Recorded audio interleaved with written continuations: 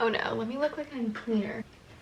Hello. This week I'm going to try and get out of my reading slump. That's my main goal. It's October 17th. I think I've read one book this month, and this always happens. It's always like the beginning to middle of the month I just like stop reading. I'm going to start today with reading for 3 hours each day of the week, and I'm gonna go until Friday. It's Monday today. Which book am I starting with, you may wonder?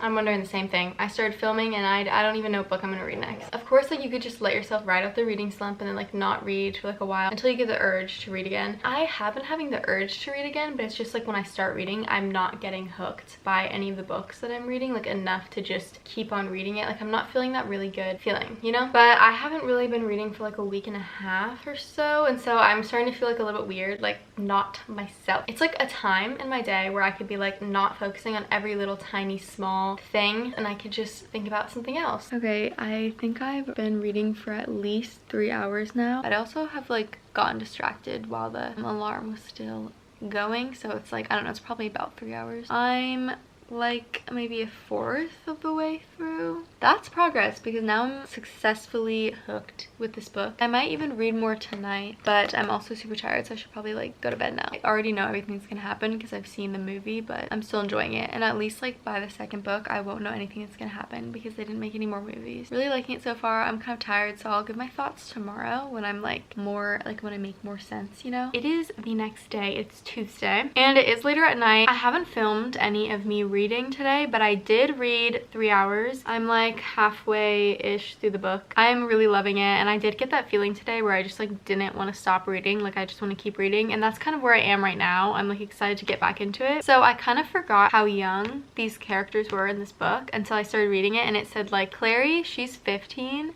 and I think the other kids that she's with, like Jace and Isabel and Alec, I think they're all like 15, 16. If you watched like the movie, then you know, or you've read these books, then you know like what I'm saying. And honestly, it's not like really a spoiler, so I'm just gonna say they went to a club to find Magnus Bane, like a warlock, and Magnus was hitting on Alec, and I was like, okay, this is weird because Magnus Bane is immortal.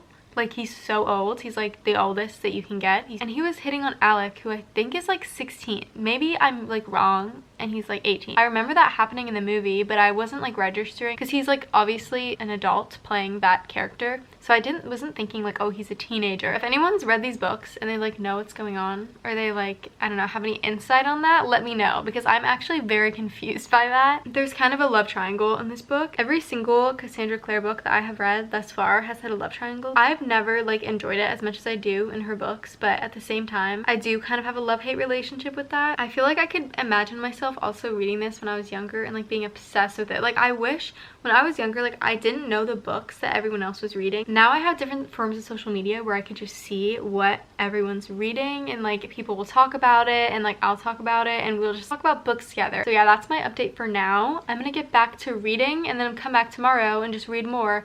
Wait, I do have actually something very exciting to showcase right now. Here I have It Starts With Us. The second, oh my god, I just got so excited. Like, my mind just blanked, and I just thought about like, what if I had this after I finished the first book a year and a half ago or something? I don't remember when I read that, but I remember getting to the end and like wanting a whole other story just like for that moment, to like go from that moment onward. And I think that's what this is, which makes me so excited and happy. I was about to talk to you and like give an update on my reading, but I want to go get like a caffeinated drink first because I'm like super tired right now, so I'll go do that and then I'll be back. But you know, I don't know why, I just feel like starting it right now. All right, I'm back with my caffeinated drink. First, let me get the book that I was just reading yesterday. I have some news.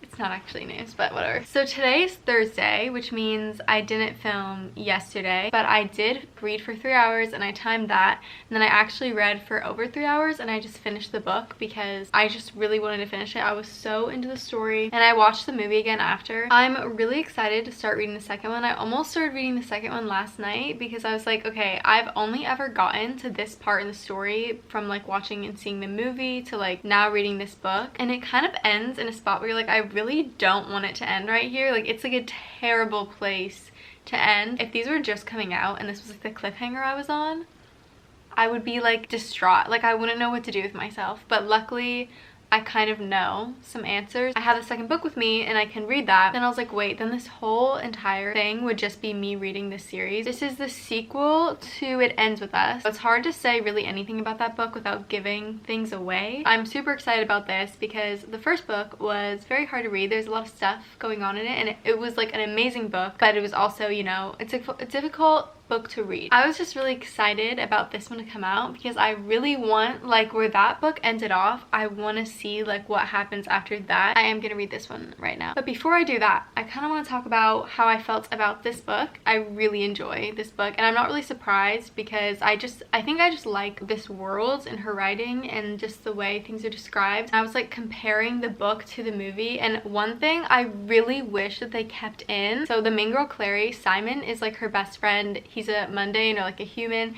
and he's just kind of like coming into this world with her because he's like her best friend, and they're out at like this club with like warlocks and, you know, werewolves. No, I don't know if no werewolves. So Simon drinks like this blue concoction. Also, Simon is like my favorite character. I love him so much. But anyway, he drinks this like blue potion thing and he turns into a rat in the book, which I loved. That was like one of the most entertaining parts of the book, and then in the movie they didn't do that, and I guess I could see why they didn't do that. It might just be one of those things where it's cool when you read it, but then like when it's on screen it kind of looks ridiculous. I think they did a pretty good job piecing together certain scenes and kind of like combining them so that they can fit within like the time that they had. I feel like it was pretty good. Now we're on to It Starts With Us. I am quite excited. I feel like I'm a lot more excited today to read it than I was yesterday, because yesterday I was so into the Shadowhunter world. And if I do put spoilers, I'll just put them in the end, and I like would say before I said them. Let's go! It's later in the evening and I kind of started later than I was planning, but that always happens. I'm about 1 hour or like 45 minutes ish into the book, and I am loving it so far. If you haven't read It Ends With Us, you might want to skip to a part, because there's just like, I can't talk about this book without it spoiling the first one, so I'm just gonna put like which part you could start watching at. Okay, starting right now. I love how Colleen writes about Lily, like her internal thought process of like trying not to like ever go back, like continuing to remind herself like what happened and why she left and like why she got divorced. And then I really like how it's like, oh, she's not automatically with Atlas, like it takes time, you know. Like I love how it's showing like how she's thinking about everything and rationalizing everything, thinking about her daughter with all this stuff. Reading this book reminds me of like all the stuff that happened in the last book, and I'm just like, I already have so many feelings and so many like thoughts, and I'm just like remembering everything's coming back to me, and it's a lot. I'm just excited because also the like acknowledgement, not the acknowledgements, but like the beginning part, I don't know what it's called, but like there's a little note in the beginning and she's talking about how she wrote this book because people really wanted more of the story. Like fans were just like talking about how much they wanted more of like Lily and Atlas. Oh, the cover of the book, a shore with like lilies on it, and you know how he was like, you know, we're finally made it to the shore or whatever. It's just like, I feel like this book's gonna be good vibes, you know. And she says this one's gonna be like a lot lighter than the other one. Lily's still dealing with Ryle. They're co-parenting, so it's like of course she's still dealing with like the stress of that, and like just the fact that he's kind of unpredictable. She is doing her best. I have about 1 hour left of reading. All I can say, like for today, I only have 1 hour left, and I think I might end up stopping at the 3 hours today just because I do want to like settle down, get ready for bed, because it's like later at night now. I just want to say I love Atlas so much. I'm actually tearing up. The way that things are said in this book, like, oh my god. I love them so much. And the way that Atlas like thinks about Lily, like the things that he's saying in his head, I'm just like, what the fuck?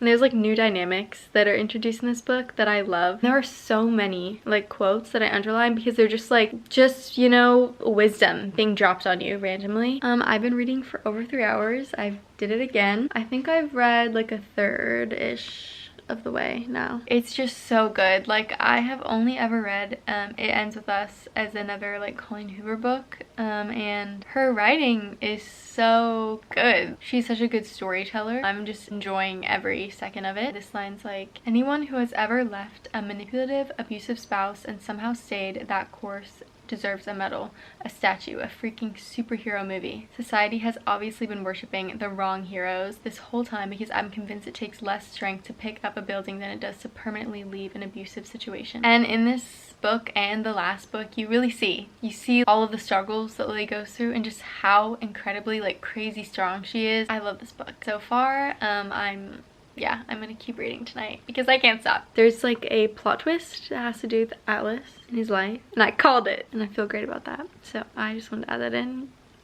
I'm really smart, like a detective. So now that I've done that, I'll resume. Had to come back because, okay, so I'm still reading. I can't tell it's focused because my vision's just getting blurrier. There's a line in this book that is in the first one too, because they're kind of like, he's reading one of the letters right now, and we already kind of read that letter because of Lily's POV in the first book, and I just want to read it. Okay, so it was when Atlas was like telling her that he loved her, like back in the day when they were children, and she was like, I knew he wasn't saying it like he was in love with me. It wasn't that kind of I love you. Imagine all the people you meet in your life. There are so many. They come in like waves, trickling in and out with the tide. Some waves are much bigger and make more of an impact than others. Sometimes the waves bring with them things from deep in the bottom of the sea, and they leave those things tossed onto the shore, imprints against the grains of sand that prove the waves had once been there long after the tide recedes. That was what Atlas was telling me when he said I love you. He was letting me know that I was the biggest wave he'd ever come across, and I brought so much with me that my impressions would always be there even when the tide rolled out. Oh my god, that one really gets me because that's so beautiful, but it's also like sad, you know, because you never want the wave to leave. They've always made that impact, you know, like they've always made that difference in your life, but it's like sad at the same time, but it's also so beautiful.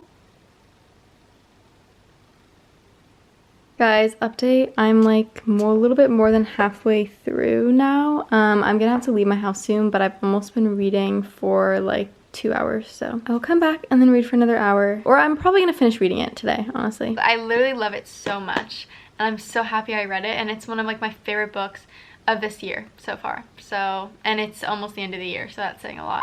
I love it. Okay, I'm gonna get back to reading. Goodbye for now. I have been reading for like over 3 hours. I'm like I have that much left. I did not expect like this book to have such an impact on me, but because Alice and Lily are such amazing people, the way that they like think about things and just the things that they say are things that I feel like I'm so happy I've heard, and the way that they handle the situations that they're in is like really inspiring, and it really is just like moving. I have like teared up multiple times, like many times reading this, because it's just moving and I love it. So I like this book a lot better than the first book, even though I loved the first book. And the reason why I like this one better is because that one was just really hard to read and there's more dark moments in that one. I want to recommend this, like both of them together, to everyone. And I think it's great to have this one after you finish the first one so that you're not left off on that one, because that is a really, really heavy book to be left off on in the story. Whereas this one, I feel like it has healing in it. There's like kids in this book and they're so funny. I just wanted to capture this moment because I've just been sitting here like staring at the page, like reading it, what Atlas has said to his mom about his little brother. She thinks that he wanted to have a conversation with her because he wants her to take like his little brother back or something, but what he actually wants is full custody. He was like, okay, I want to give you an opportunity to be a better mother to him by like signing over to him, but she doesn't know that yet, but like that's what he's saying. And then she's like, maybe the issue is that he should be a better son. And then Atlas says, he's 12, he's as good as he needs to be. Besides, the relationship you have with him isn't his responsibility. The way that he responds to her is like perfect. He's articulating his thoughts in just like this perfect way that, like, of course it's because, you know, it's someone being written out in a book, but this is a level of like knowing what I'm trying to say that I want to be. And the fact that he says like it's not his responsibility to have a good relationship with his mom because his mom is the mom and his little brother is 12 years old, like that is powerful. It's like in shock, like I gasped when I read that. Earlier in the conversation, Alice is asking her questions and he's like, what kinds of books does Josh like to read? Like, what was my favorite movie when I was younger? What was my favorite color? What was my favorite music? What was my favorite food? And she like doesn't know any of it. Then she says, I was a single mother to both of you, Atlas. I didn't have time to worry about what you liked to read when I was busy trying to survive. But the context behind that is that she was like a terrible mother, like not because she was like working all the time and she's like busy and always tired and stuff. It was more so that she was like just didn't didn't care and was like abusive. But instead of saying all that back to her in response, he was just like, I didn't ask you to come here so I could make you feel bad. That's when he says, I want to give you an opportunity to be a better mom. I am taking notes because that is such a good way to respond to something like that, where like you want to respond and you want to be like angry. He's not getting distracted, like he's not getting put off course, you know? But yeah, basically what I got from this is that Lily and Atlas are my heroes and I want to be just like them. Context: they're sitting in a restaurant that Atlas owns. Every Tuesday night we're going to have dinner here as a family. You're more than welcome to come. I'll never ask you for a penny. All I ask is that you show up one night a week and be interested in who he is, even if you have to fake it. This is so important. Like, everyone deserves, like every kid deserves that. The fact that Atlas knows it, because I mean he has been through something like that before that his brothers went through.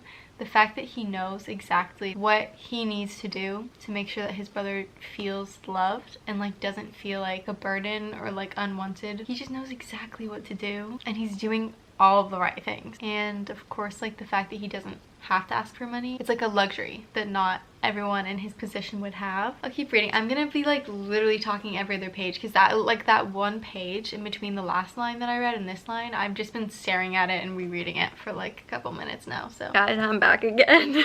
So you know how he was asking her about like, oh, what's my favorite this, what's Josh's favorite this or whatever, and she was just like, you know, she didn't know. There was this one good day that like she brought up too, and he was talking about it like in his thoughts earlier on, and it was when they went to Cape Cod together, and he was like, it's the one good memory he holds on so that he doesn't like resent her. And they were eating coconut shrimp and she like really liked it, and he remembered that she really liked it, and so that's what he cooked her at the restaurant while they were having this conversation. At the end of the conversation he was like, do you want me to get you a to-go box? And then she's like, yeah, it's always been my favorite dish. And he was like, I know, I remember Cape Cod. And the fact that he remembers that one day and he remembers like what her favorite food was from that one like good memory he has with her, and she doesn't remember anything about him, like any of his favorites, and he like forever is like gonna remember that she loves that food. Also, she like started almost crying, like she was like starting to cry but she didn't quite cry in the conversation, and it was after he said thank you for coming there to meet with him, and he was like, I know that you were a single mother and maybe you were depressed, maybe this or that, like I don't know why you didn't see motherhood as like a gift, but you're here and that deserves a thank you. And then she like started like not really crying but like shaking, and he was like in his thoughts, he was like, I don't know what has made my mother like so hard like this way and like not willing to be vulnerable, but like they're not at the point where they can talk about those things. And you know, obviously he doesn't owe her anything, but it was just like a moment that was unexpected, and like just kindness is so powerful. Like those words are like so powerful and unexpected sometimes. Hi, it's me from the future. Aliens are real. The rest of the clips, like I had this one long clip that I had to import and it got deleted, or just like, I don't know, it's not downloading onto my laptop. Basically what I said is I'm just really happy I read It Starts With Us because it's one of the most moving books I read this year, and it's like one of my favorite books that I read this year. And I was also talking about how it was a successful video because I got through my reading slump and I'm no longer in a reading slump. So that was basically all that I said in that clip, and I'm also starting the second Shadowhunter book. And yeah, that's all I said. Don't forget to like this video and subscribe if you're not subscribed already, and I will see you in the next one.